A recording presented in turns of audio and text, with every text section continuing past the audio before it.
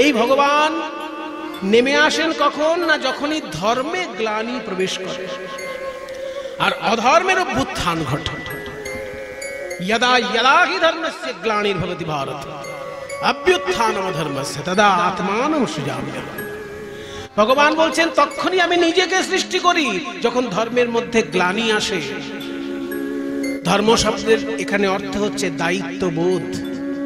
যে যে দায়িত্ব নিয়েছে সেই দায়িত্বে যদি তার পরিপূর্ণ দায়বোধ না থাকে সঙ্গে সঙ্গে কিন্তু ভগবান নেমে এসে ধর্ম প্রতিষ্ঠা করেন।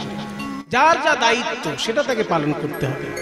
শিক্ষক শিক্ষকের দায়িত্ব পালন করবেন, চিকিৎসক চিকিৎসকের দায়িত্ব পালন করবেন, দেশে যারা সেনাবাহিনী তারা সেনাবাহিনীর দায়িত্ব পালন করবেন।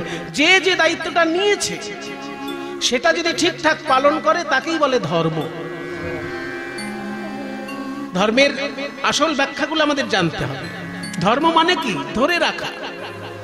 ধর্ম শব্দের অর্থ হচ্ছে ধরে রাখা। কি ধরে রাখা? মনুষ্যত্ব ধরে রাখা। পশু যেমন তার পশুত্ব ধরে রাখে, পাখি যেমন তার পাখিত্ব ধরে রাখে, তেমনি মানুষ যদি মনুষ্যত্ব ধরে রাখে সেটাই তার কাছে ধর্ম। তো মনুষ্যত্ব ধরে রাখা যাবে কি করে? যে যে দায়িত্ব পেয়েছে, যে যে দায়িত্ব নিয়েছে সে সেটা ঠিকঠাক করে পালন করবে। মনুষ্যত্ব আর পশুত্বের মধ্যে পার্থক্যটা কোথায়?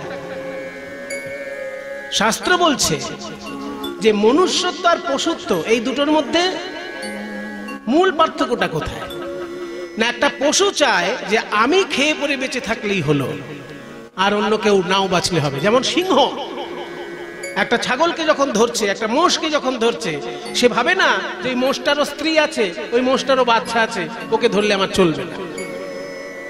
সেই জন্য সিংহটা ভাবছে আমি আগে খেয়ে বেঁচে থাকি, মোষের প্রাণ যায় যাক, ছাগলের প্রাণ যায় যাক। এইটা হচ্ছে পশুত্ব। কিন্তু মনুষ্যত্ব কোথায়? যে মানুষ সবসময় ভাববে যে আমি যেমন বাঁচবো আমার সঙ্গে আরো 5 জন বাঁচবে। আমি এমন কিছু করব না যে আমি শুধু বেঁচে থাকলাম আর সবাই মরলো। এটার নাম মনুষ্যত্ব। যে আমিও বাঁচবো এবং আমার আশেপাশে যারা থাকবে তারাও বেঁচে থাকবে। নিজে বাঁচায়, অন্য বাঁচায়, নিজে থাকে, মানুষ বলে জানিস তাকে। খুব সহজভাবে বলে দিয়েছেন অনুকূল চন্দ্র ঠাকুর, অনুকূল চন্দ্র, যে ধর্মের মনুষ্যত্ব ধর্মের সহজ ব্যাখ্যা। বলছে অন্যে বাঁচায় নিজে থাকে, মানে অন্য কেউ বাঁচায় এবং নিজেও বেঁচে থাকে, তার নাম মনুষ্যত্ব। আর শুধু নিজে বাঁচবে আর সবাই মরবে এইটা যারা ভাবে তারা পশু। আর আমি না বাঁচলেও চলবে, সবাই বেঁচে থাক, এইটা যদি কেউ ভাবতে পারে তার নাম দেবত্ব। সেটা সবাই পারবে না। ও লক্ষ লক্ষ লোকের মধ্যে একজন হয়তো ভাববে যে আমার যা হয় হোক, অন্যজন যেন ভালো করে বেঁচে থাকে। এটা আবার আরেকটু উপরের ব্যাপার, এটা দেবত্বে চলে গেল। দেবত্বটা এখনই আমাদের সবার দ্বারা সম্ভব নয়, কিন্তু মনুষ্যত্বটা তো আমরা ধরে রাখতে পারি, তাহলেই আমাদের ধর্ম পালন হবে। তাই ধর্মকে প্রতিষ্ঠা করার জন্য ভগবান নেমে আসেন যুগে যুগে। যখন জন্ম হয়েছিল শ্রীকৃষ্ণের তখন যমুনাকে কথা দিয়েছিল যে যমুনায় গিয়ে যুগল মিলন দেখাবে। কে বোঝে মায়ার মায়া, এ মায়া সংসারে। দেখুন মায়েরা, শব্দ একটা কিন্তু 3টে মানে। বলছে কে বোঝে মায়ার মায়া, এ মায়া সংসার। এখানে একটা মায়া মানে মহামায়া, আর একটা মায়া মানে ছলনা। মায়ার মায়া মানে মায়ার ছলনা কে বোঝে? এ মায়া সংসারে। একদিকে মায়া মানে স্নেহ, আবার একদিকে মায়া মানে মোহ। কাজে মোহময় এই সংসারে মায়ার ছলনা কে বোঝে? মাইকেল মধুসূদন দত্ত বলছেন কে বোঝে মায়ার মায়া, এ মায়া সংসারে। বসুদেব বুঝতে পারলেন না যে একটা শিয়াল তো নয়, ও হচ্ছে মায়া। তাই যমুনার মাঝখানে এসে যখন শৃগাল হয়ে গেল অদৃশ্য, শৃগাল অদৃশ্য হয়ে গেল বলে বসুদেব থমকে দাঁড়ালেন। এখন আমি কোন দিকে যাব? কোন দিকে তো বুঝতে পারছি না কোন দিকটা আমাকে এগোতে হবে। আসলে ভগবানের ইচ্ছাতেই মায়া তখন অদৃশ্য হয়ে গেছে। কারণ ভগবান মনে মনে ভাবছেন যে আমার তো জন্ম হয়েছে কিন্তু এখন আমি স্নান করিনি। তাই হাত পা মোড়াতে মোড়াতে বসুদেবের কোল থেকে ঝাঁপ দিয়ে পড়লেন যমুনার জলে। আর যেই যমুনার জলে ঝাঁপ দিয়ে পড়েছে কৃষ্ণ, যমুনা হাজার হাজার বছর পর বুকের মাঝে কৃষ্ণকে পেয়েছে। এই যমুনা কে? এই যমুনা তো সাধারণ কোনো নদী নয়, এ হচ্ছে গোলক ধামের বিরজা নদী। রাধারানীর অভিশাপে যমুনা হয়ে বৃন্দাবনে বইছে। তাই এত বছর পর যখন কৃষ্ণকে বুকের মাঝে পেয়েছে যমুনা, বলে আমি ছাড়িয়া নাহি কো দিব হে, আমি ছাড়িয়া নাহি কো দিব হে, তোমায় ছাড়িয়া নাহি কো দিব। আমার হৃদয় মাঝারে পরাণ যেখানে, তোমায় সেখানে লুকায়ে থবু। আমার হৃদয় মাঝারে পরাণ যেখানে, তোমায় সেখানে লুকায়ে থব। গোবিন্দ বলে, হে যমুনা, তুমি যদি হৃদয়ে মাঝে আমায় লুকাইয়ে রাখো, তাহলে তুমি তো আমার পায়ে পুষ্পাঞ্জলি দিতে পারবে না। যমুনা বলে, হে গোবিন্দ, আমার হৃদয়ে মাঝে যদি তোমায় লুকিয়ে রাখি, হয়তো পুষ্পাঞ্জলি দিতে পারবো না, কিন্তু আমি চোখ বন্ধ করলেই তোমায় দেখতে পাবো। আমি নয়ন মুদেও দেখতে পাবো। আমি নয়ন মুদেও দেখতে পাবো, দেখতে পাবো। আমার উপাসনার মূর্তিখানি নয়ন মুদেও দেখতে পাবো। আমার উপাসনার মূর্তিখানি আমি নয়ন মুদেও দেখতে পারবো। আমার হৃদয় মাঝে যদি গোবিন্দ থাকে, আমি পুষ্পাঞ্জলি হয়তো দিতে পারবো না, কিন্তু চোখ বন্ধ করলেই তো তাকে দেখতে পাবো। কৃষ্ণ বলে, যমুনা, তুমি যদি তোমার হৃদয়ে আমাকে লুকিয়ে রাখো, তুমি একা আমাকে দেখতে পাবে, কিন্তু আমি যদি বাইরে না যাই, তাহলে ওই কংসের অত্যাচারে অত্যাচারে মুনি ঋষিগণ অতিষ্ঠ হয়ে উঠবেন। লক্ষ লক্ষ ভক্ত আমার বিরহে ক্রন্দন করবে। তা কি তোমার ভালো লাগবে? না গোবিন্দ, কিন্তু আমি যে তোমাকে ছাড়া থাকতে পারবো না, এত বছর তোমার জন্য অপেক্ষা করেছি।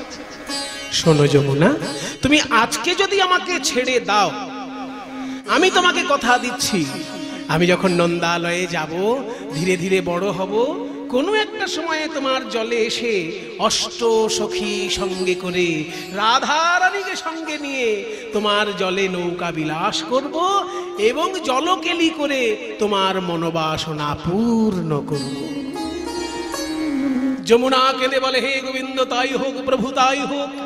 এত বছর যখন কেঁদেছি, আরো কয়েকদিন না হয় কাঁদবো। তুমি যুগল রূপেই দেখা দিও, যুগল রূপেই দেখা দিও। এই যমুনার নীল জলে যুগল রূপেই দেখা দিও। আমার যমুনার নীল জলে যুগল রূপেই দেখা দিও। ওই অষ্ট সখী সঙ্গে করে দেখে নয়ন সফল হবে। অষ্ট সখী সঙ্গে করে দেখে নয়ন সফল হবে। অষ্ট সখী সঙ্গে করে যুগল রূপেই দেখা দিও।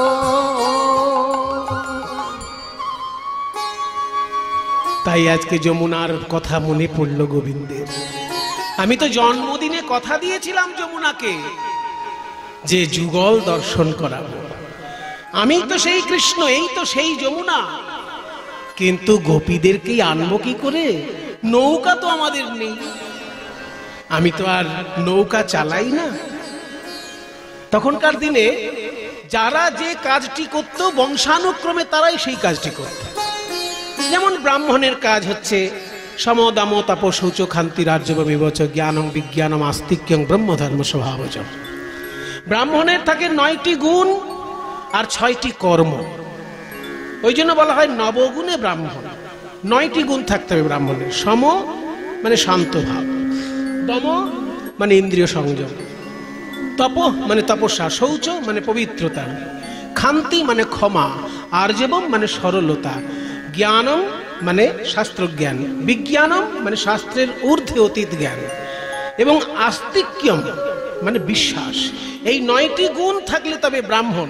আর তার কর্ম হচ্ছে 6টি। কি কি না? অধ্যাপনম অধ্যয়নম, যজনম याजनम তথা দানং প্রতিগ্রহশ্চৈব ব্রাহ্মণানাং ষটকর্ম। এই যে ব্রাহ্মণদের 6টি কর্ম কি কি না? অধ্যাপনা অর্থাৎ কাউকে পড়ানো এবং নিজেও পড়া, তারপরে পুজো করা এবং পুজো করানো, দান গ্রহণ করা আবার দান করা। দান শুধু গ্রহণ করলেও হবে না, দান করতেও হবে। তাহলে এই যে ব্রাহ্মণের কর্ম ব্রাহ্মণ তখনকার দিনে করত। ক্ষত্রিয়ের কর্ম হচ্ছে 7টা: শৌর্য, তেজ, ধৃতি, দাক্ষিণ্য, যুদ্ধে, চাপিয়া, পলায়নম, দানম, ঈশ্বর ভাবস্য, খাদ্যধর্ম স্বভাবজ। ঠিক তেমনি বৈশ্যের কাজ ছিল 3টে: কৃষি, গৌরক্ষা, বাণিজ্যম, বৈশ্য ধর্ম স্বভাবজম। চাষবাস করা বৈশ্যের কাজ ছিল। এখনকার দিনে অন্যরকম হয়ে গেছে সব। এখন যদি কেউ চাষবাস করে তাকে শূদ্র বলা হয়, কিন্তু না, আগেকার দিনে বৈশ্যদের কর্ম ছিল চাষবাস করা। কাজেই কৃষি, গৌরক্ষা, বাণিজ্যম অর্থাৎ চাষবাস করা, গরু বাছুর পালন করা এবং ব্যবসা করা, এই 3টে হচ্ছে বৈশ্য জাতির কাজ। তাই শ্রীকৃষ্ণ ওই 3টে কাজই দেখুন শ্রীকৃষ্ণের পরিবারে ছিল। চাষবাস করার জন্য বলরামের কাঁধে লাঙল থাকত, আর গরু চড়ানোর জন্য কৃষ্ণের কাছে বাঁশি আছে, হাতে লাঠি আছে, আর ব্যবসা করার জন্য নন্দরাজা মাঝে মাঝে মথুরায় যেতেন। তাই এই 3টেই কাজ কর্ম পালন করতেন শ্রীকৃষ্ণ, বৈশ্য ধর্ম পালন করতেন। আর যখন তিনি মথুরায় চলে গেলেন, জানলেন যে বসুদেব আমার পিতা, তখন থেকে তিনি ক্ষত্রিয় ধর্ম পালন করা শুরু করলেন। দুটোই পালন করেছেন শ্রীকৃষ্ণ, বৈশ্য এবং ক্ষত্রিয় ধর্ম। তাই বলছে নৌকা চালানো তো আমার কাজ নয়, আমি নৌকা কোথায় পাবো? তাই হে যোগ মায়া, তুমি আমাকে নৌকা দয়া করে এনে দাও। তাই যোগ মায়ার শরণাপন্ন হলেন শ্রীকৃষ্ণ। যোগ মায়া কাত্তায়নী শরণাপন্ন হলেন গোবিন্দ। রাত্রি ব্যাখ্যাদতি প্রপদ্যে ত্বং স্বাহা ত্বং স্বধা ত্বং হেব ষটকার স্বরাত্মিকা সুধা ত্বমক্ষরে নিত্যে त्रिधा मात्रात्मिका स्थिता अर्धमात्रा स्थिता नित्या यानोच्चार्या विशेषतः त्वमेव सा त्वं सावित्री त्वं देवी जननी परा त्वयैव धार्यते सर्वं त्वयैतत्सृज्यते जगत् त्वयैतत्पाल्यते देवी तमत्सन्त्येषु सर्वदा विसृष्टौ सृष्टिरूपा त्वं स्थितिरूपा च पालने तथा संहृतिरूपान्ते जगतोऽस्य जगन्मये महाविद्या महामाया महामेधा महास्मृतिः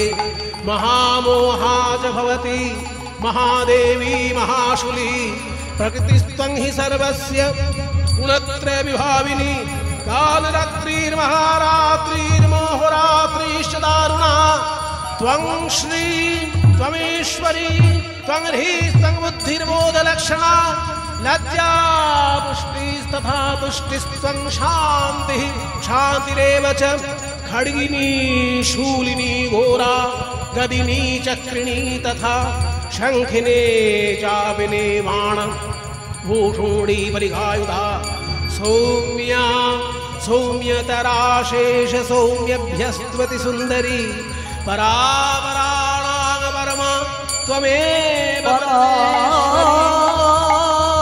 परानां परमा तमेव परमेश्वरी परापरानां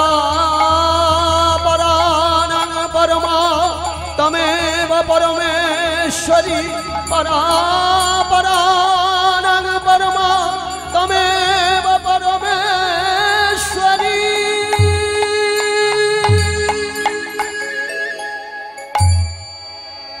গোপাল, মা তুমি এসেছো? মা তুমি ডাকলে আমি না এসে থাকতে পারি? মা এসেছো যখন আমাকে একটা সুন্দর করে নৌকা বানিয়ে দাও, আমি একটু যমুনায় নৌকা বিলাস করতে চাই। হ্যাঁ নৌকা বানিয়ে দেব? তাহলে সেই নৌকা কে চালাবে? মানে কান্ডারি কে হবে? কান্ডারি আমি হব। ও বাবা, আমার গোপাল কান্ডারি হবে?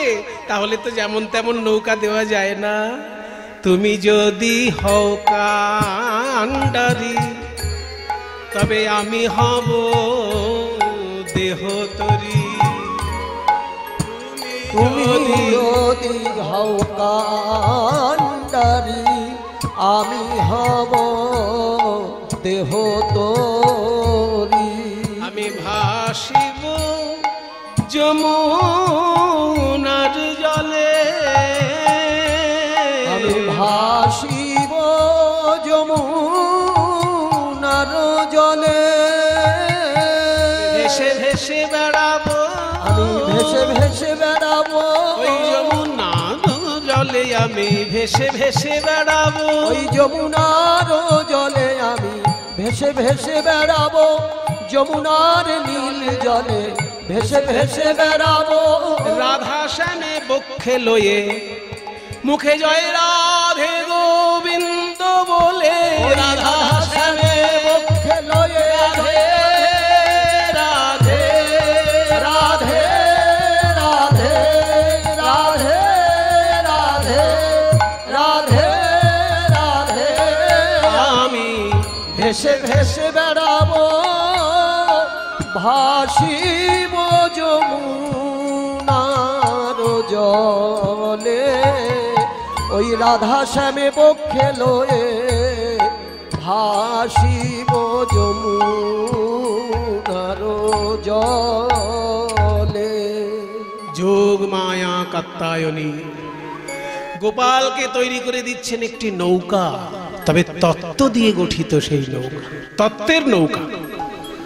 কিরকম না, নৌকা বানাতে গেলে সবার আগে যে দুটো জিনিস লাগে সেটা হচ্ছে নৌকার দুটো মাথা।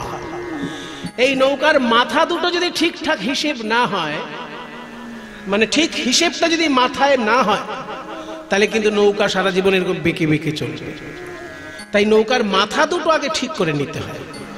ওই মাথা দুটোকে নৌকার পরিভাষায় বলে গলুই। তাহলে তত্ত্বের নৌকায় দুটি গলুই কি কি? বিবেক বৈরাগ্য দিয়া দুগলুই গড়িল।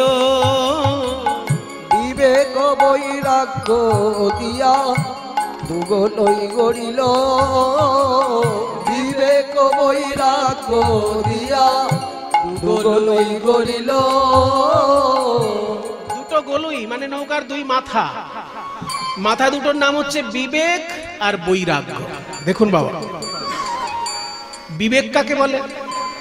লোকটা খুব বিবেক আছে। একদিন এই পাশের আত্মীয় মানে প্রতিবেশী খেতে পাচ্ছিল, উনি খেতে দিয়েছেন, খুব বিবেক। আমরা বিবেক বলতে বুঝি সহানুভূতি, কিন্তু ভারতীয় দর্শন অনুসারে বিবেকের অর্থ আরো গভীর অর্থ আছে।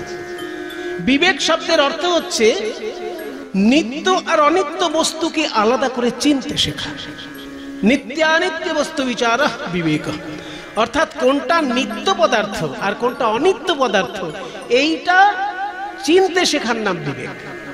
যেমন আমার দেহটা হচ্ছে অনিত্য, একটা সময় জন্ম নিয়েছে, একটা সময় ধ্বংস হবে, কিন্তু দেহের মধ্যে যিনি খেলা করছেন সেই আত্মা, পরমাত্মা, সেই সচ্চিদানন্দময় আত্মা কিন্তু নিত্য। কাজে দেহ অনিত্য, আত্মা নিত্য। এই নিত্য আর অনিত্য বস্তুর জ্ঞানটাকেই বলে বিবেক। এটা একটা মাথা নৌকার। আর একটা মাথা কি না বৈরাগ্য। বৈরাগ্য যদি না থাকে তাহলে কিন্তু সে কোনোদিন বড় হতে পারে না। আপনারা যে কোনো বড় মানুষের খবর নেবেন, দেখবেন তার ভিতরে একটা বৈরাগ্য খেলা করে। আপন বলতে তার তেমন কিছু আসক্তি কোনো কিছুতে থাকে না। কোনো বিষয়ের প্রতি আসক্তি থাকলে তাহলে সেটার বৈরাগ্য হলো না। আসক্তি শূন্যতাই হচ্ছে বৈরাগ্য। বিষয়েষু অনাসক্তি। তা বিষয় কাকে বলে? আমরা বিষয় বলতে বুঝি দুতলা বাড়ি, 2 বিঘে জমি, 2 লক্ষ টাকা ব্যাংকে থাকবে, এটা হচ্ছে বিষয়। কিন্তু বিষয় মানে তা নয়, বিষয়ের আরো গভীর অর্থ আছে। আমাদের ইন্দ্রিয়গুলো যাতে আকৃষ্ট হয় তাই হচ্ছে বিষয়। যেমন চোখ আকৃষ্ট হয় রূপে, তাই চোখের বিষয় রূপ। কান আকৃষ্ট হয় শব্দে, তাই কানের বিষয় শব্দ। নাক আকৃষ্ট হয় গন্ধে, তাই নাকের বিষয় গন্ধ। জিহ্বা আকৃষ্ট হয় স্বাদে, তাই জিহ্বার বিষয় স্বাদ। ত্বক আকৃষ্ট হয় স্পর্শে, তাই ত্বকের বিষয় স্পর্শ। এই শব্দ, রূপ রস গন্ধ স্পর্শ শব্দ, এগুলো হচ্ছে বিষয়। এই জায়গাগুলো থেকে যেদিনকে নিজেকে গুটিয়ে নেওয়া যাবে, সেইটা হলো বৈরাগ্য। কত কঠিন ব্যাপার বলুন তো। শুধু মাথা নাড়া করলেই বৈরাগ্য হবে না, এই 5টা জায়গা থেকে গুটিয়ে নিতে হবে নিজেকে। কত কঠিন কাজ। সেইটা হচ্ছে বৈষ্ণব জগতের নৌকার একটা মাথা। একটা মাথা বিবেক, একটা মাথা বৈরাগ্য। আর মাঝ বরাবর যে ধনুকের মতন একটা কাঠ থাকে, সেটার নাম কি? ধৈর্য। ধৈর্য দাঁড়ার উপর খাড়া করিল, ধৈর্য দাঁড়ার উপর খাড়া করিল, ধৈর্য দাঁড়ার উপর খাড়া করিল। প্রাণে ধৈর্য থাকা চাই, প্রাণে ধৈর্য থাকা চাই, বুঝবে যদি প্রাণের কানাই, ধৈর্য থাকা চাই। বুঝবে যদি প্রাণের কানাই, প্রাণে ধৈর্য থাকা চাই। ধৈর্য না থাকলে ভগবানকে কাছে পাওয়া যায়। তাই ধৈর্য হচ্ছে দাঁড়া। এবার তক্তাগুলো যে জুড়বে, তক্তাটা কি? আসক্তির তক্তায়ানি তাহাতে জুড়িল, তাহাতে জুড়িল। আসক্তির তক্তায়ানি তাহাতে জুড়িল, তাহাতে জুড়িল। তক্তাগুলোর নাম হচ্ছে আসক্তি। কিন্তু তক্তাটা জুড়বে কি করে? দেখবেন ইংরাজি অক্ষরের ইউ, ইউ এর মতন দেখতে লোহা পাওয়া যায়, মাথা দুটো ছোচালো থাকে। ওই তক্তা দুটো নিয়ে সেই তক্তা দুটোর মাঝখানে ইউ এর মতন লোহাটা এরকম পুঁতে দেওয়া হয়, আর উল্টো দিক দিয়ে মুড়ে দেওয়া হয়, তক্তাকে কামড়ে রাখে যে লোহাগুলো। এটাকে বলে পাতাম লোহা। তত্ত্বের দিকে সেটা কি? লালসার পাতাম লোহা তাহাতে মুড়িল, তাহাতে মুড়িল। আর লালসার পাতাম লোহা তাহাতে মুড়িল, তাহাতে মুড়িল। লালসা তো যায় না জীবের, লালসা তো যায় না জীবের, যত পায় তত চায়। লালসা তো যায় না জীবের, যত পায় তত চায়। লালসা তো যায় না জীবের। নৌকার খোল মোটামুটি তৈরি হয়ে গেছে। এবার বসার জন্য যে পাটাতনটা তৈরি করতে হবে, তার জন্য চাই আড়াআড়ি কাঠ। আড়াআড়ি কাঠগুলো পিটিয়ে নিতে হবে। একটা আদর্শ নৌকায় 9টি আড়াআড়ি কাঠ থাকে। মাঝখানেরটা সব থেকে বড়, তারপর দুপাশে আস্তে আস্তে ছোট হতে থাকে আড়াআড়ি কাঠগুলো।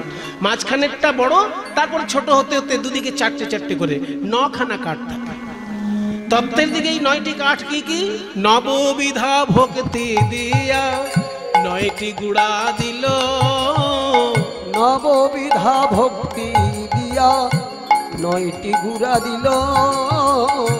নববিধা ভক্তি। বৈষ্ণব জগতের আচার্য প্রহ্লাদ, দৈত্যকুলের শিরোমণি প্রহ্লাদ, তিনি বলেছেন ভক্তি 9 রকমের। কি কি? শ্রবণং কীর্তনং বিষ্ণু স্মরণং পাদসেবনম अर्चनं वंदनं दास्यं सख्यं आत्मनिवेदनम् इति वंशार्पित विष्णु भक्तिश्चन्नवलक्षणा क्रियते भगवती यद्धा तन्मन्येधितमोत्तमम्। ভক্তি 9 রকমের। এই যে আপনারা কীর্তন শুনছেন, এটা হচ্ছে শ্রবণম, প্রথম ভক্তি। এই যে আমরা কীর্তন গাইছি, এটা হচ্ছে দ্বিতীয় ভক্তি, এর নাম কীর্তন, শ্রবণ কীর্তন। কেউ যদি ধ্যান করে, সেটা হচ্ছে স্মরণম। কেউ যদি ঠাকুরের অঙ্গরাগ সেবা করে, সেটা হচ্ছে পাদ সেবনম। কেউ যদি পূজা করে, সেটা হচ্ছে অর্চনম। কেউ যদি স্তব পাঠ করে, সেটা হচ্ছে বন্দনম। কেউ যদি ভগবানকে প্রভু ভাবে আর নিজেকে দাস ভাবে, সে হচ্ছে দাস্য ভক্তি। কেউ যদি ভগবানকে বন্ধু ভাবে, যেমন অর্জুন বন্ধু ভেবে ভগবানের সঙ্গে মিশত, কেউ যদি ভগবানকে বন্ধু ভাবে, নিজেকেও ভগবানের বন্ধু ভাবে, সেটা হচ্ছে সখ্যম। আর কেউ যদি ভগবানের চরণে আত্মসমর্পণ করতে পারে সেটা হচ্ছে আত্মনিবেদনম। এই 9 রকমের ভক্তি হচ্ছে 9টি গুড়া কাঠ, মানে আড়াআড়ি কাঠগুলো। এবার তার উপর তক্তা পেতে দিলেই পাটাতন হয়ে যাবে। তক্তাগুলোর নাম আসক্তি। এইবার চাই পাল খাটানোর জন্য মাস্তুল। তত্ত্বের দিকে মাস্তুল কোনটা? মাস্তুল যেমন সোজা হয় তেমনি সরলতাই হচ্ছে ভক্তি জগতের মাস্তুল। সরল সুবুদ্ধি দিয়া মাস্তুল গড়িল, মাস্তুল গড়িল। সরল সুবুদ্ধি দিয়া মাস্তুল গড়িল, মাস্তুল গড়িল। সরলতাই মাস্তুল। সরল যদি না হয় বাবা, অনেক কিছু হবে, ভগবানের চরণে ভক্তি হবে না। এবার অনেকে তর্ক করে, মশাই সরল হওয়ার অনেক ঠেলা আছে। দেখবেন এই যে গাছগুলো যখন কাটা হয় না, যে গাছগুলো সোজা থাকে সেইগুলো আগে কাটা হয়ে যায়। বাঁকা গাছগুলোতে ফার্নিচার হয় না, সেগুলো বাঁকাগুলো পড়ে থাকে। সোজা গাছগুলো আগে কাটা। তাহলে সরল যারা তারা তো আগে কাটা পড়বে। বলছে একটা জিনিস জেনে রাখো ভাই, যে গাছটা সোজা বলে কাটা হচ্ছে তাতেই ফার্নিচার হবে, আর যেটা বাঁকা বলে কাটা হচ্ছে না, পড়ে থাকছে, ওটা কোনো কাজে লাগবে না, শুধু চিতার কাজে লাগবে। ঠিক তেমনি সরল যদি হতে পারো তাহলে গোবিন্দ চরণে সেবায় লাগবে। আর যদি বাঁকা হয়ে জীবন কাটিয়ে দাও তাহলে অপেক্ষা করো, শুধু চিতার কাজে লাগবে, আর কোনো কাজে লাগবে না। সেই জন্যই বলা হচ্ছে ভক্তি জগতের সরলতাই হচ্ছে মাস্তুল।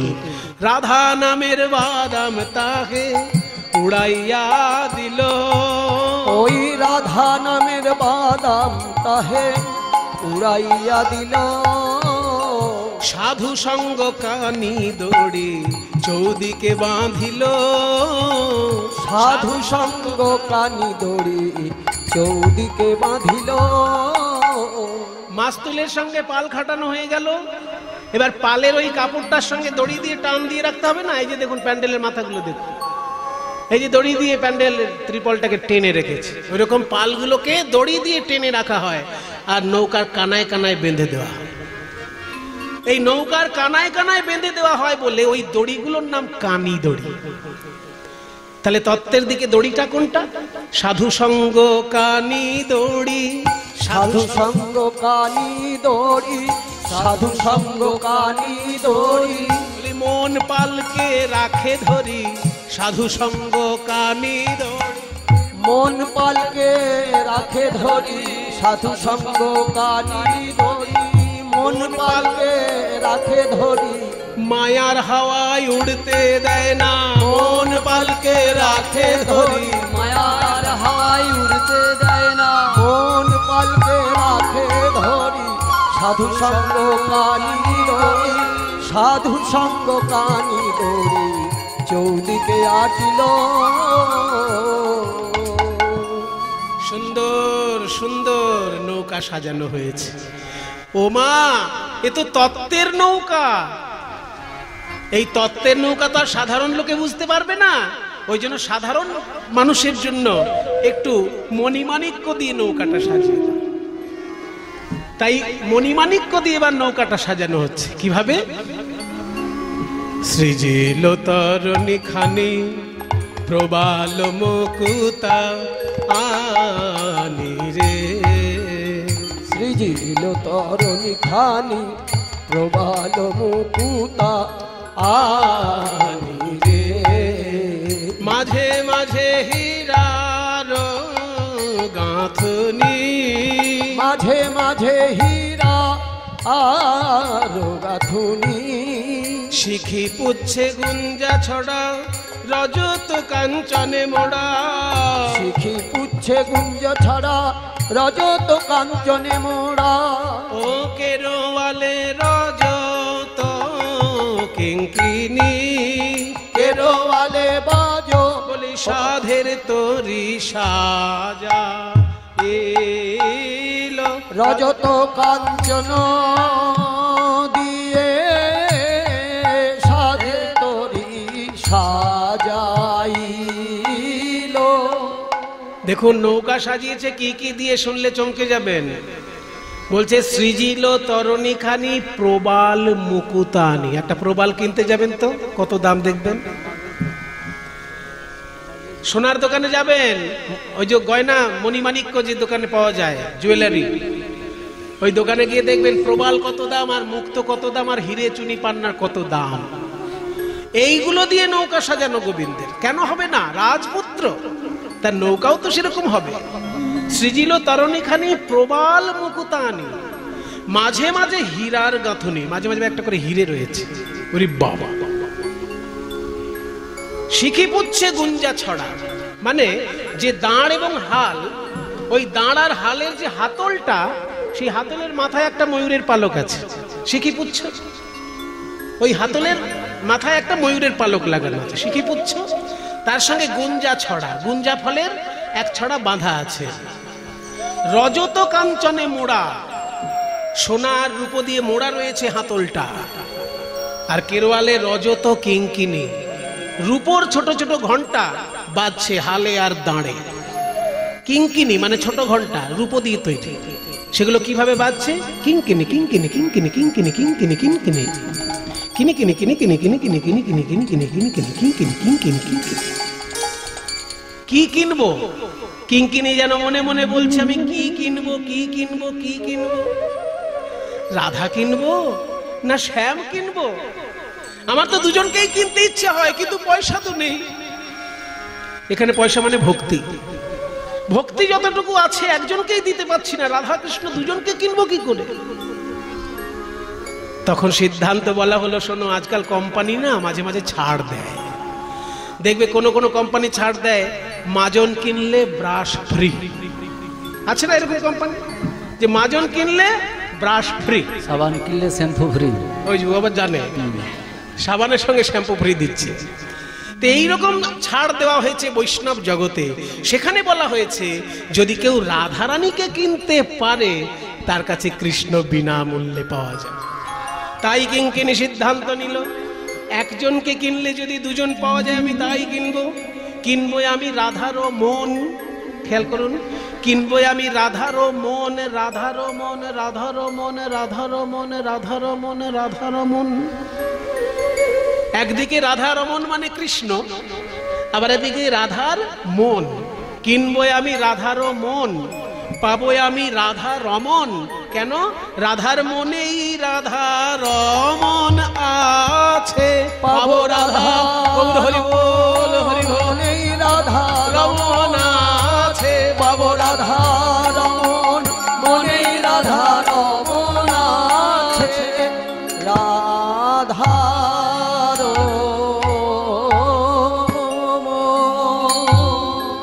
কিনবো আমি রাধার মন, রাধার মন, রাধা রমন।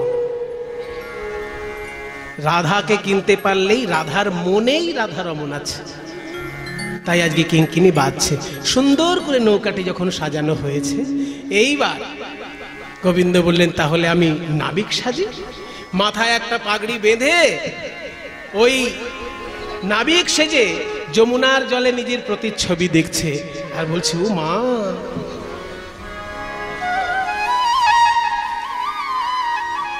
আমি এত সুন্দর কবে বা হলাম, আমি এত সুন্দর কবে বা হলাম, সুন্দর কবে বা হলাম, আমি এত সুন্দর কবে বা হলাম। বুঝি গোপী প্রেমে আমায় সুন্দর কইলে, আমি এত সুন্দর কবে বা হলাম। বুঝি গোপী প্রেমে আমায় সুন্দর কইলে, আমি এত সুন্দর কবে বা হলাম। ওরে আমার সাধের বাঁশি, একবার বেজে ওঠ বাঁশি, যা ব্রজগোপীদের কানে কানে আমার আহ্বান পৌঁছে দে বাঁশি। ব্রজগোপীর কানে কানে আমার এই আহ্বান পৌঁছে দে। তাই বেজে উঠল বাঁশি। চতুরের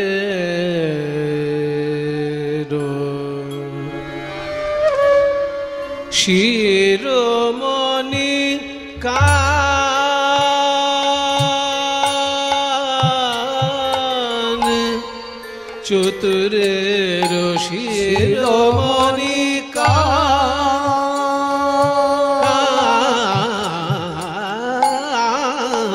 শিরোমণি কান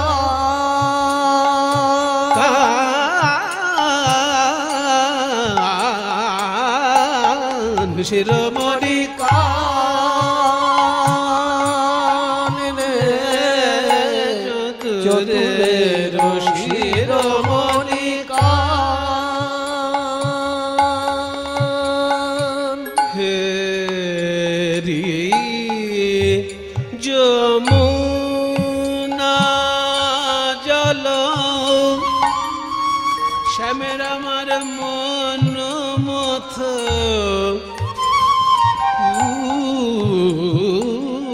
থলল হে যমুনা জল মন মথ উথলল উরালা মুরলি নিশা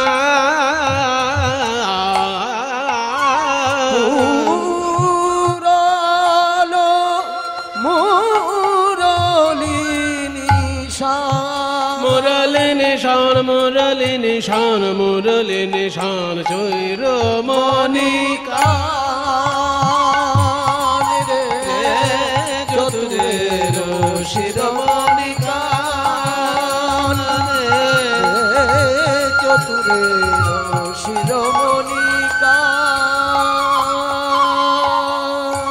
রে জানে দাসনে দামাগা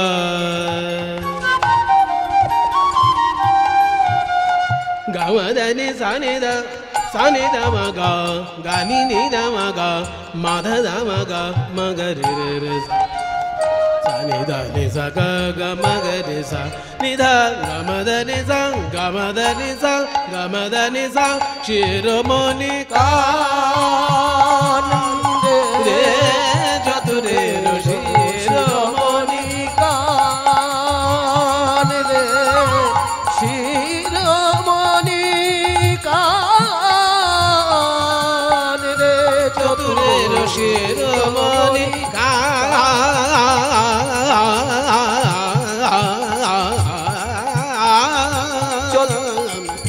শিরোমণি কান চতুরের শিরোমণি চতুরের শিরোমণি চতুরের শিরোমণি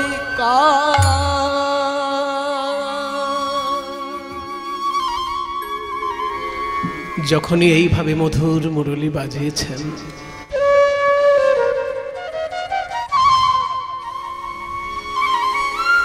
ব্যাকুল প্রাণের আধারা শুনছেন ওই বাঁশি ওরে বাঁশি তুই আর বাজিস না বাঁশি আর বাজিস না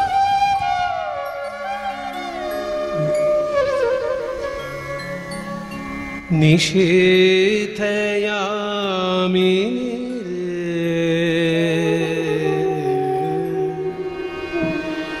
শাঙন গগনে ঘোর ঘন ঘটা নিষেধয়ামি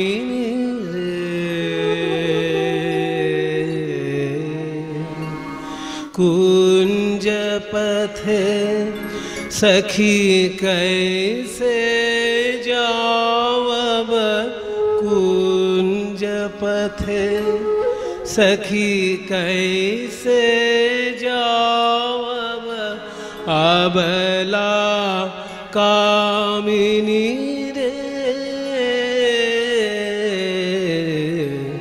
शांगन गगने घोर उन्मद पवने यमुना तर्जित घन घन गर्जित मेघ दमकत विद्युत पथ तरुलुंठित थरार कंपित गेह घन घन रिम झिम बरखत नीरद पूंज छाल पियाले ताल तमाले निबिड़ति निरमय कुंज कहरे सजनी ए दुर्योग कुंज निरदय कान दारुणवाशी काह बजावत दारुणवाशी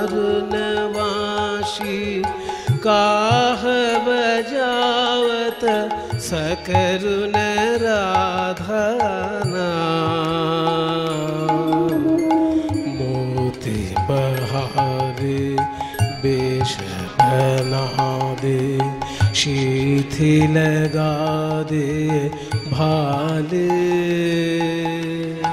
उरही बिलुंठित लोलचिकुर मम गाथः चंपक माले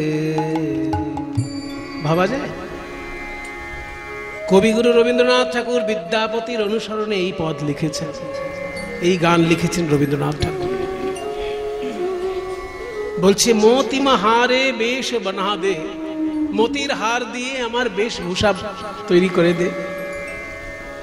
লোলহি বলছে উরহি বিলুণ্ঠিত, উরহি মানে ভাষাগুলো না বুঝলে কি করে রস পাবো। উরাহি মানে বুকের উপর, আমার হৃদয়ের উপর বিলুণ্ঠিত লৌল চিকুর, এই যে ছড়িয়ে ছিটিয়ে আছে আমার ঢিলে ঢালা চুল কেশরাশি, এই যে ছড়িয়ে ছিটিয়ে আছে আমার হৃদয়ের উপর ঢিলে ঢালা কেশরাশি, এগুলোকে বেঁধে সুন্দর করে সাজিয়ে দে। উরহি বিলুণ্ঠিত লোল চিকুর মম বাঁধঃ চম্পক মালে, চাঁপা ফুলের মালা দিয়ে আমার এই কেশরাশিকে সুন্দর করে বেঁধে সাজিয়ে দে। गहन रयन में न जाओ बाला नवलो किशोर के पास, गहन रयन में न जाओ बाला नवलो किशोर के पास। गरजे घन घन बहुडर पावब कहे भानु तब दास। ঘন ঘন গর্জন হচ্ছে রাধে, গরজে ঘন ঘন বহু ডর পাওব, তুমি খুব ভয় পেয়ে যাবে, এইভাবে যেও না। গরজে ঘন ঘন বহু ডর পাওব, ভনে কে বলছে? ভানু মানে ভানু সিংহ রবীন্দ্রনাথ ঠাকুর।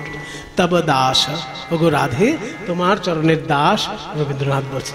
গরজে ঘন ঘন বহু ডর পাওব কহে ভানু तब दास। शांगन गगने घोर घन घटा निषेध यामिनी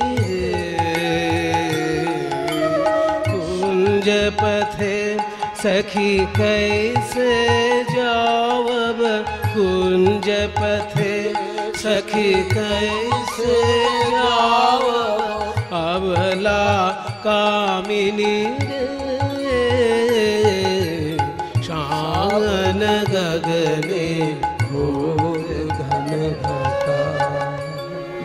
আপনাদের আশীর্বাদে রবীন্দ্রনাথের গান আমার এত ভালো লেগেছিল, আমাকে এই বিষয়ে উদ্বুদ্ধ করেছিলেন মালদা জেলার একজন বড় ডাক্তার পিনাকি রায়। তিনি বলেছিলেন যে বৈষ্ণব পদাবলী সাহিত্যের যেমন অত্যন্ত গভীর রসাস্বাদন, ঠিক সেই রস তুমি আস্বাদন করতে পারবে রবীন্দ্র সাহিত্য আলোচনা করলে। সত্যিই তার কথায় আমি রেডিও শুনতে শুরু করলাম রবীন্দ্রনাথের আলোচনা। তাতে একদিন ভোরাই বলে একটা অনুষ্ঠান হতো তখন রেডিওতে, ভোরাই ভোরের দিকে হতো। তো সেই ভোরাই অনুষ্ঠানে যখন প্রথম অনুষ্ঠানটা শুরু হচ্ছে, যিনি অ্যাঙ্কার তিনি বলছেন রবীন্দ্রনাথের একটা গানের লাইন, যে যদি আমারও সকল হৃদয় দুয়ার বন্ধ রহে গো কভু, যদি আমারও হৃদয় দুয়ার বন্ধ রহে গো কভু, দ্বার ভেঙে তুমি এসো মোর প্রাণে, ফিরিয়া যেও না প্রভু। এই কথাটা শুনে আমি চমকে উঠলাম। কার এমন সাহিত্য? আমি তো তখন জানতাম না যে এটা রবীন্দ্রনাথের লেখা। হ্যাঁ, যে কে এমন কবিতা লিখতে পারে যে আমার হৃদয়ের দরজা যদি কখনো তুমি বন্ধ দেখো ঠাকুর, তুমি যেন ফিরে যেও না, আমার হৃদয়ের দরজা ভেঙে তুমি প্রবেশ করো, কারণ এই হৃদয় তো তোমারই আসন। সেখানে হয়তো আমি ভুল করে দরজা দিয়ে রেখেছি, তুমি যেন ভেঙে চলে এসো আমার হৃদয়ে।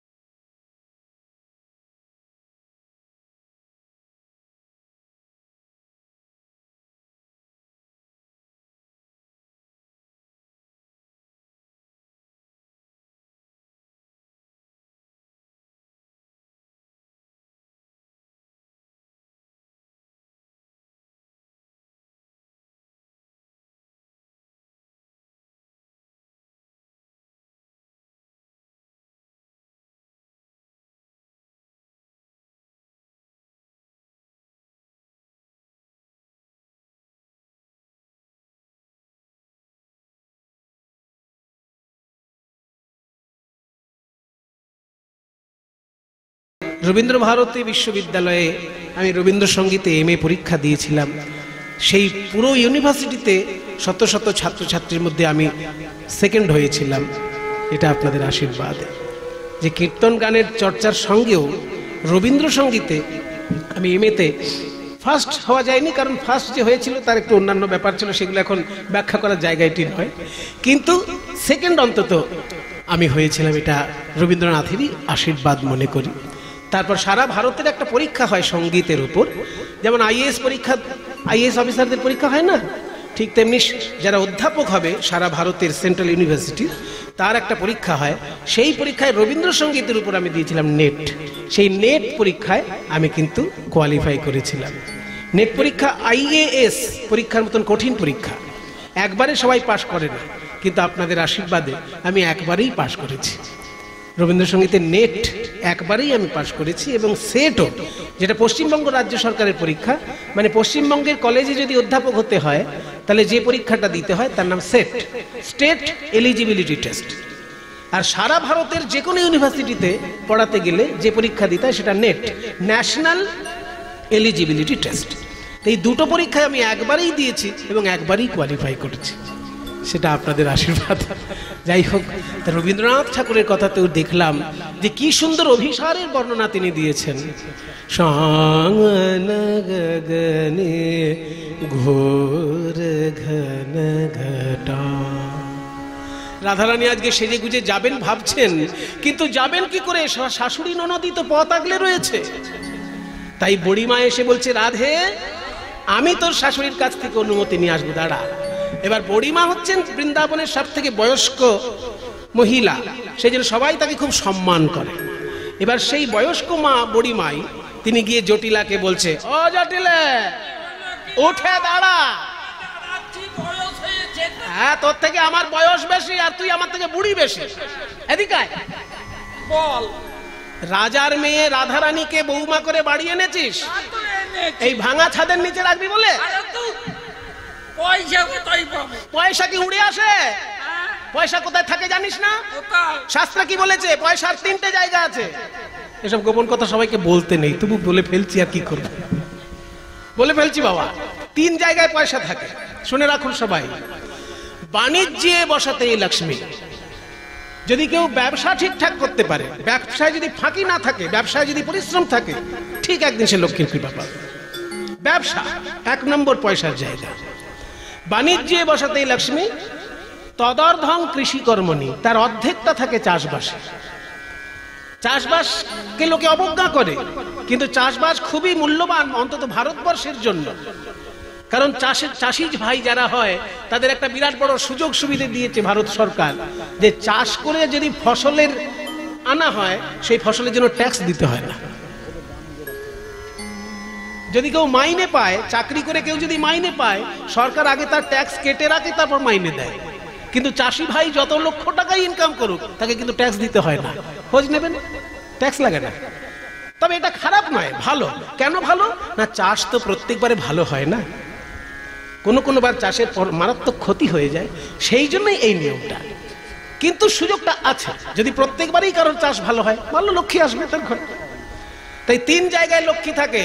প্রথম কথা হচ্ছে বাণিজ্যে বসতে লক্ষ্মী, দ্বিতীয় তদর্ধং কৃষি কর্মণি, চাষবাসে দ্বিতীয় স্থান, আর তৃতীয় তদর্ধং রাজসেবায়াম, রাজ কর্মচারী যদি কেউ হয়, তারও পকেটে 2 পয়সা থাকে।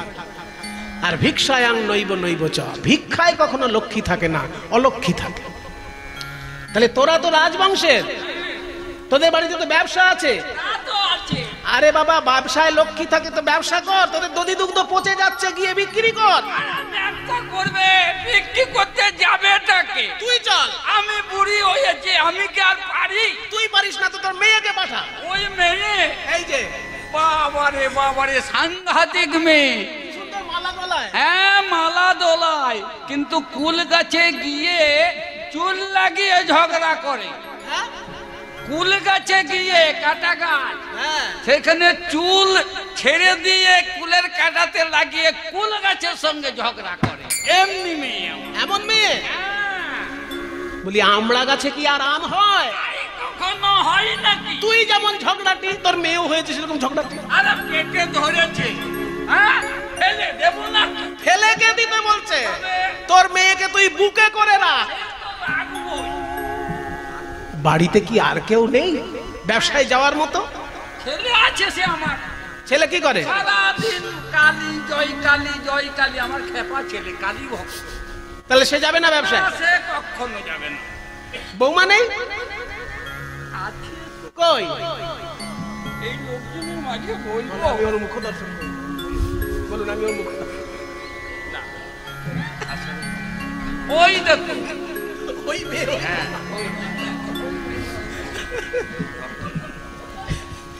তোর বৌমাকে তাহলে পাঠা আমার সঙ্গে। হ্যাঁ।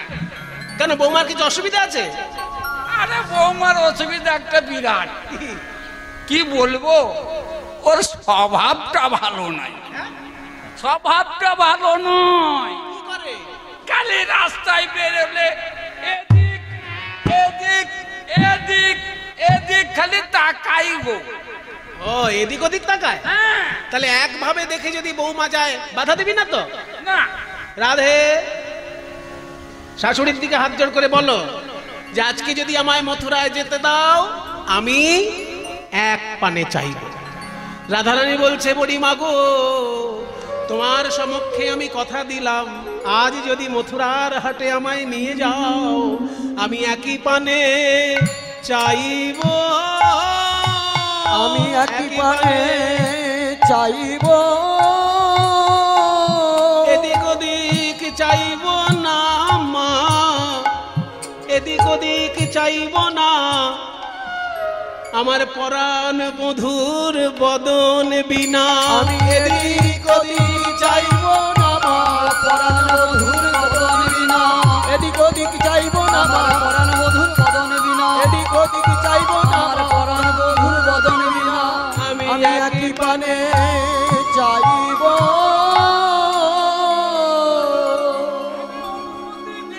অনুমতি দিলে নিয়ে যাও, নিয়ে যাব। কিন্তু ভালো করে আমাদের ব্যবসাটা শিখিয়ে দেবে আর ভালো জিনিস কিনে দেবে।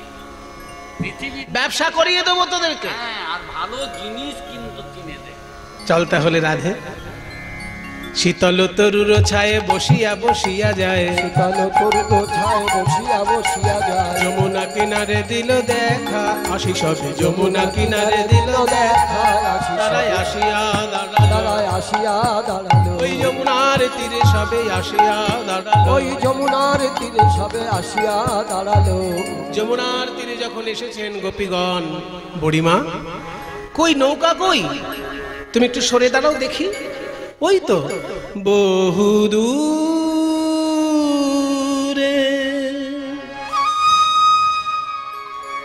দূরে দূরে দূরে দূরে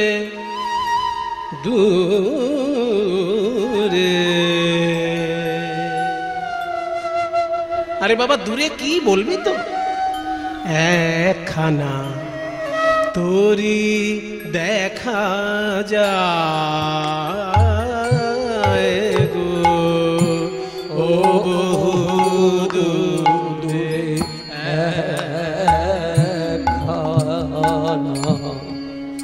তোরি দেখা যায় গো। তোরে একবার ভাসে একবার ডোবে মধ্য যমুনায় গো, তোরে একবার ভাসে একবার ডোবে মধ্য যমুনায় গো, ও বহু দূরে একখানা তোরি দেখা যায় গো, ও বহু দূরে একখানা। উমা কি সুন্দর তোরি খানি, একবার চেয়ে দেখো প্রাণ সজনী। কি সুন্দর তোরি খানি বড়িমা গো, যে তরির পানে নয়ন দিলে আর তো নয়ন ফিরানো যায় না, যার তরিখানি এত সুন্দর জানি না সেই নাবিক আরো কত সুন্দর। কি সুন্দর কি সুন্দর তরিখানি, কি সুন্দর তরিখানি, কি সুন্দর তরিখানি, কি সুন্দর তোরি খানি বড়িমা।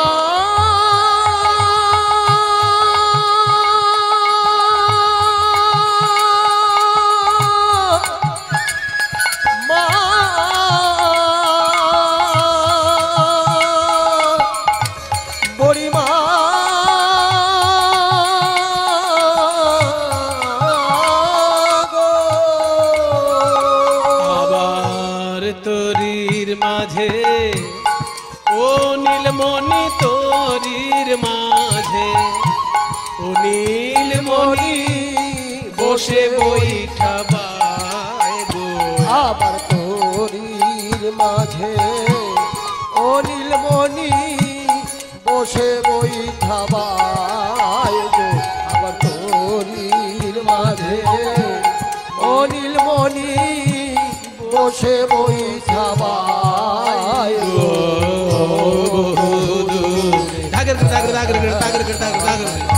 তোরি দেখা যায় গো, বহু দূরে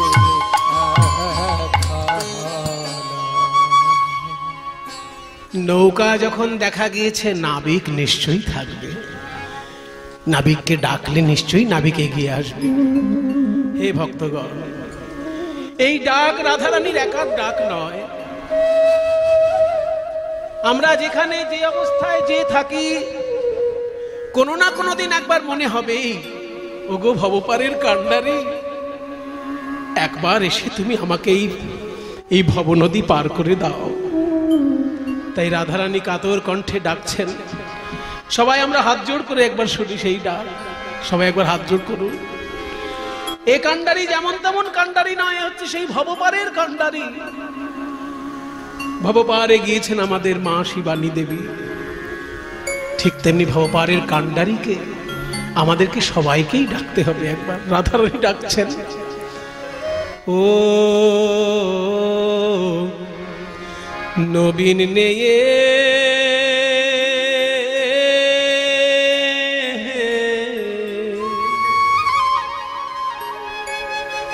বলি আরে ও আরে ও বলি আরে ও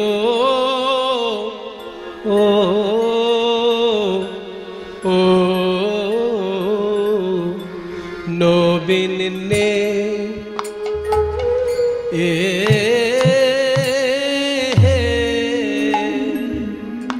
আমাদিগে পার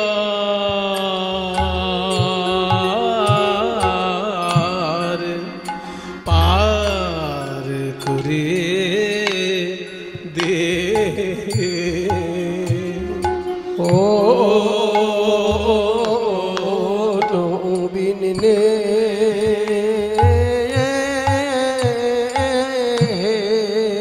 আমরা হলাম অবলা, আমাদের সাঁতার দিয়ে পার হবার বলতো না হয় অখলা, কিন্তু আমরা খলতাও জানি না। তোমাকে যে পয়সা দেব বলবো সে পয়সাই দেবো তোমাকে, পার করে দাও। আমরা হলাম অবলা অখলা, তাহে আবার অবেলা বেতন চুকাইয়া নে নে নে, কিন্তু মোদের পার করে দে ও নবীন নে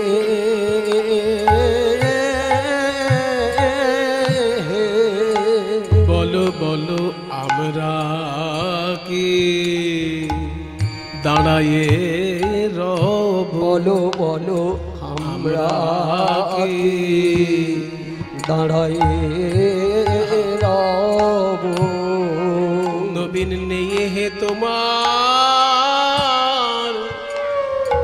তোমার ঘাটে এসে আমরা কি দাঁড়ায়ে রব। নবীন নিয়ে তোমার ঘাটে সে দেখলাম যারা পরে এলো তারা আগে গেল। নবীন নিয়ে তোমার ঘাটে সে নাবিক পরে এলো, তারা আগে গেল। নবীন নিয়ে তোমার ঘাটে এসে যারা পরে এলো তারা আগে গেল। নবীন নিয়ে তোমার ঘাটে এসে আমি কোন অপরাধে পড়ে রইলাম, যারা পরে এলো তারা আগে গেল। আমরা রাধে পড়ে রইলাম, পরে এলো তারা আগে গেল। কোন অপরাধে পড়ে রইলাম, আগে গেল। কোন অপরাধে পড়ে রইলাম, আগে গেল। বলো বলো আমরা কি দাঁড়ায়ে রব। ও নবীন নে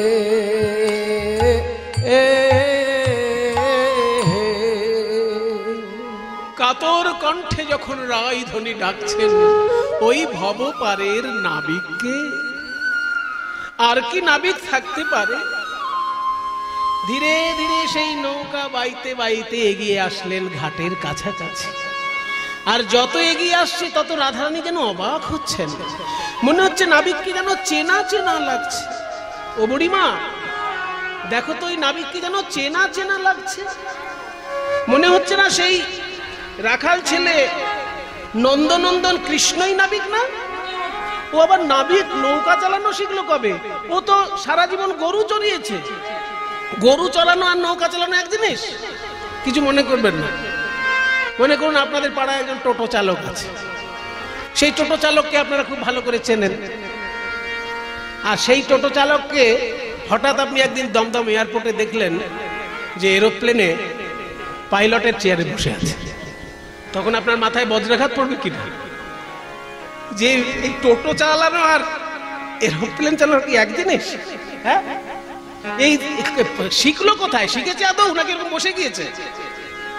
তো গরু চড়ানো কৃষ্ণ সে যদি এখন নৌকার হাল ধরে, ব্রজগোপীর তো একেবারে থরহরি কম্প। ওকে তো দেখে নাবিক বলে আমার মনে হয় না, চেয়ে দেখ গো বড়াই। যাদের ছোট ছোট চুরিতে অভ্যাস হয়ে যায়, পরে তারা বড় বড় চুরি করে। তো ছোটবেলায় ছানা মাখন চুরি করা অভ্যাস ছিল না, ওই জন্য এখন নৌকা চালিয়ে ভাবছে বড় লোকদেরকে নৌকায় তুলবো আর গয়না কাঠি গুলো কেড়ে নিয়ে লোকগুলোকে ঠেলে ফেলে তুলবো। এই জন্য নৌকা চালাচ্ছে। ও কবে শিখলো, কবে নৌকা চালালো? ও গো বড়াই ও ওই কি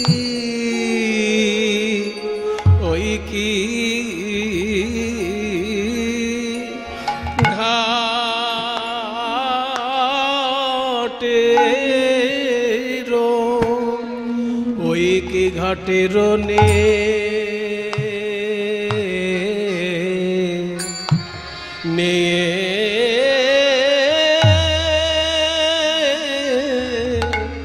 চেয়ে দেখ গো, দেখ বড়া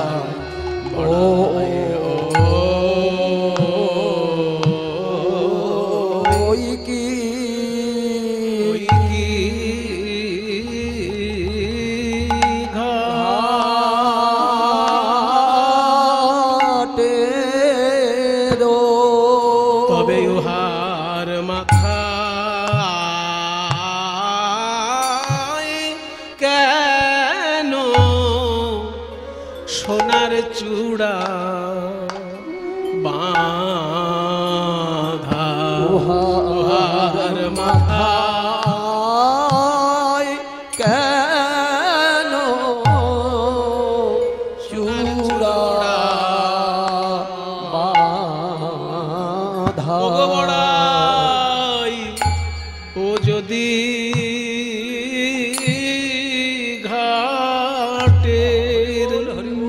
ঘাটের নিয়ে হবে, ওই যে বলছিলাম, মনে করুন রিক্সা চালক 10 টাকা 20 টাকা নিয়ে রিক্সায় লোককে ঘুরায়, আর হঠাৎ যদি তার হাতে একদিন সোনার ঘড়ি দেখেন, এটা সন্দেহ হবে না যে বেটা রিক্সা চালিয়ে কত পয়সা আয় করে, যে সোনার ঘড়ি পরে চালাচ্ছে রিক্সা? তা আমরা তো দেখেছি গরু চালানো রাখাল কৃষ্ণ, সে আবার নৌকা চালাচ্ছে, তার মাথায় সোনার চূড়া। সোনা পেল কোত্থেকে? ও যদি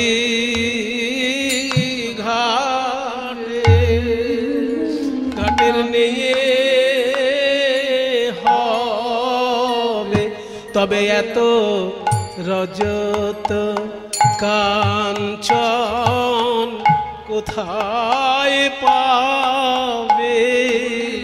যদি ঘাটের হবে এত রজত কাঞ্চন কোথায় পাবে?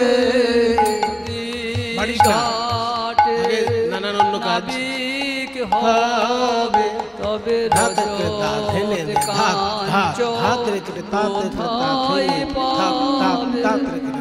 যদি ঘাটের মেয়ে হবে ধাগে দাধিনে দাধিনে দাধে নাধিনে ধাগে দাধিনে থেনাগে দাধিনে দাধিনে দাধিনে থেনে দাধিনে দাধিনে যদি ঘাটের নেয়ে হয় থেনাগে দাধিনে দাধিনে দাধিনে থেনে ধাগে দাধিনে থেনাগে দাধিনে দাধিনে দাধিনে থেনে দাধিনে দাধিনে থেনাগে যদি ঘাটের নেয়ে হবে রজত কাঞ্চন কোথায় পাবে যদি ঘাটের নেয়ে হবে তবে রজত কাঞ্চন কোথায় পাবে যদি ঘাটের নেয়ে হবে তো রজত কাঞ্চন কোথায় পাবে দেখুন আস্তে, এটা কিন্তু মনের কথা না, এটা বাইরের কথা। বাইরে বলছে যদি ঘাটের নেই হবে রজত কাঞ্চন কোথায় পাবে, আর মনে মনে কি বলছে? মনে মনে বলছে বড়িমা ও যে সোনার চূড়া পরে নৌকা চালাচ্ছে, কে বলেছে ওকে সোনার চূড়া পরতে? সোনার চূড়া ছাড়াই তোকে কত সুন্দর লাগে। যার সহজ রূপে ভুবন ভোলে মুনি ঋষির মনটলে, যার সহজ রূপে ভুবন ভোলে মুনি ঋষির মনটলে, যার সহজ রূপে ভুবন ভোলে আমি একা কেবল ভুলি নাই কত মুনি ঋষির মনন ভোলে একা আমি ভুলি নাই, কত মুনি ঋষির মন ভোলে আমি একা ভুলি নাই, কত মুনি ঋষির মন ভোলে একা কেবল ভুলি জগৎ ভোলে তবে হার মাথায় কেন চূড়া বাঁধা? আরে কোথা হতে আসি দিল দর্শন, কোথা হতে আসি দিল দর্শন, বিনোদ তরণী বেয়ে ওই বিনোদ তরণী পড়াই ওই কি ঘাটের নে, পড়াই ওই কি ঘাটের নে। একটু আগে বললাম রিক্সা চালকের যদি সোনার ঘড়ি থাকে তাহলে সন্দেহ হয়, কিন্তু তার উত্তরও আছে। উত্তর হলো শখের দাম লাখ টাকা। রিক্সা চালক একটা সোনার ঘড়ি পড়তে পারে না?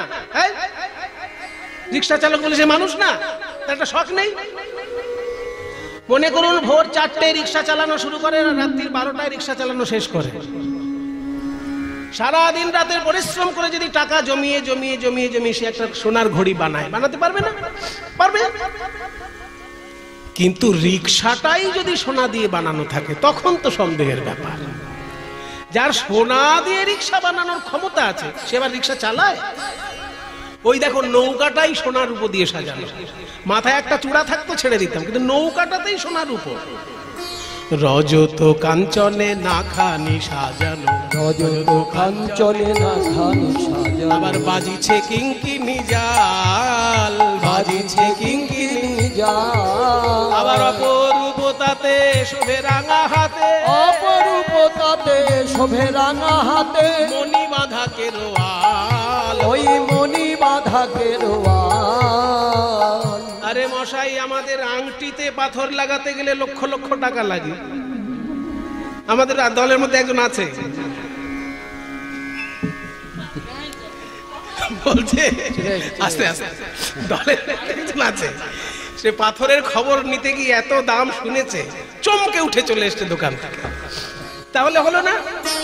পাথরের এত দাম মশাই, আংটিতে লাগাতে পাচ্ছি না আমরা, আর ওই দেখো নৌকার দাঁড়ে আর হালে মণি বাঁধা কেরোয়াল, মণি বাঁধা তাতে শোভে রাঙা হাতে মণি বাঁধা কেরোয়াল, রতনের ফালি শিরে ঝলমলি, রতনের ফালি শিরে ঝলমলি, কদম্ব কুসুম কানে, মাগো রতনের ফালি শিরে ঝলমলি, কদম্ব কুসুম কানে, অঞ্চলে বাঁশিটি গুজেছে শোভে নানায় আভরণে, ওই জঠর অঞ্চলে বাঁশিটি গুজেছে শোভে নানায় আভরণে। কিছু মনে করবেন না মায়েরা, ও মায়েরা কিছু মনে করবেন না। যারা হঠাৎ বড় লোক হয় না, তাদের পোশাক দেখলে বোঝা যায় যে বনেদি বড় লোক নয়, হঠাৎ বড় লোক। কিরকম বলুন তো? কারোর সঙ্গে মিলে গেলে কিছু মনে করবেন না। মনে করুন হঠাৎ বড় লোক হয়ে গেছে, তাহলে তাকে দেখলে চেনা যাবে কিরকম না? দামি কোট, দামি স্যুট, দামি বুট, কিন্তু কোট স্যুট বুট সব পড়েছে দামি দামি, কিন্তু কাঁধের উপর একটা ময়লা গামছা। মানে ওই যে কাঁধে গামছা রাখা অভ্যাস, কোট পরার পরেও সেই গামছাটা কাঁধের উপর রেখেছে। তো দেখো ওই যে বলেছে নাকি রাজপুত্তুর নৌকা বানিয়েছে সোনার উপর দিয়ে। আরে রাজপুত্তুর সাজার যদি ও ইচ্ছা হয়, ওকে বলো এক্ষুনি বাঁশিটা জলে ভাসিয়ে দিতে। কোমরে কারোর বাঁশি গোজা থাকলে রাজপুত্তুর মনে হবে? রাখাল ছেলে মনে হচ্ছে।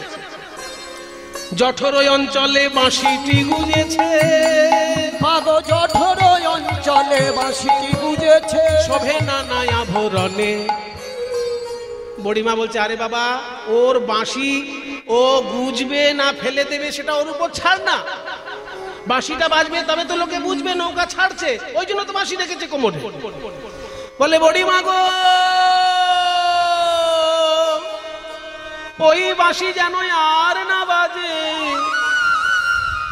ওই বাঁশি একবার বেজেছে বলে আমরা ঘর দোর ছেড়ে এই পথে এলাম। ওই বাঁশি যদি আবার বাজে তবে বলো কি বা দিব হে, কি বা দিব হে। একবার শুনে সব দিয়েছি, আর কি বা দিব হে। বাঁশি একবার শুনে সব দিয়েছি, বাঁশি আবার বাজলে কি বা দিব। একবার শুনে সব দিয়েছি, বাঁশি আবার বাজলে কি বা দিব। একবার শুনে সব দিয়ে আর কি বা দিব হে।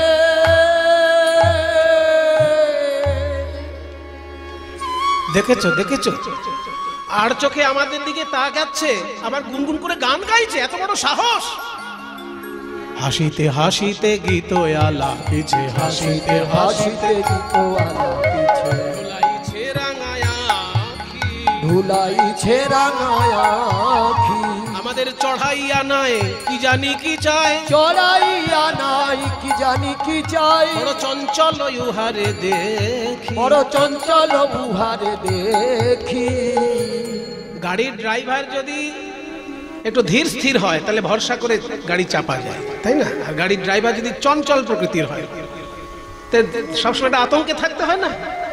বড় চঞ্চল ইউহারে দেখি, বড় চড়াইয়া নাই কি জানি কি চাই, চঞ্চল উহারে দেখি। বুড়িমা বলছে ওরে ভয় পাস না, ভয় পাস না। আমাদের কাছে কিছু চাইলেই আমরা দিয়ে দেবো? আমরা বলবো এই নাবেক, যা তা চাইবে না। এই দধি দুগ্ধ ঘৃত ঘোল কোথায় যাচ্ছে জানো? কংস রাজার বাড়ি। কি নাম? হ্যাঁ, কংস রাজার বাড়ি। এই কংস রাজার নাম শুনলেই আর কিচ্ছু চাইবে না আমাদের কাছে। আমরা কহিব কংসের যোগানি, মুখে না হারিব কেহু। আমরা কহিব কংসের যোগানি, মুখে না হারিব কেহু। দাস জগন্নাথে কয় শশী ষোলো কলা, পেলে কি ছাড়িবে রাও। দাস জগন্নাথে কয় শশী ষোলো কলা, পেলে কি ছাড়িবে রাও। কোন কথাই কাজ হবে না, না কোনো কথাই কাজ হবে না। রাহু চন্দ্র গ্রাস করিবে যুগে ক্ষণে মিলে গেলে। রাহু চন্দ্র গ্রাস করিবে যোগে ক্ষণে মিলে গেলে। রাহু চন্দ্র গ্রাস করিবে যোগে কথাই কাজ হবে না। জগন্নাথে কয় শশী ষোলো কলা, পেলে কি ছাড়িবে রাও। পেলে কি ছাড়িবে এতক্ষণ রাধারানী আর বুড়িমাইতে কথা হচ্ছিল যমুনার তীরে। ওদিকে নৌকা তো একদম কাছে এগিয়ে এসেছে। নৌকা একদম কাছে চলে এসেছে। নাবিক তখন গোপীদের উদ্দেশ্যে বলছে, কে গো তোমরা, এত সুন্দরভাবে সেজেছো কেন? আমাকে নিয়েই বোধ হয় ইঙ্গিত করে কোনো কথা বলছো না, কি কথা বলছো তোমরা? ও গো তোমরা কে গো খঞ্জনা নয়ন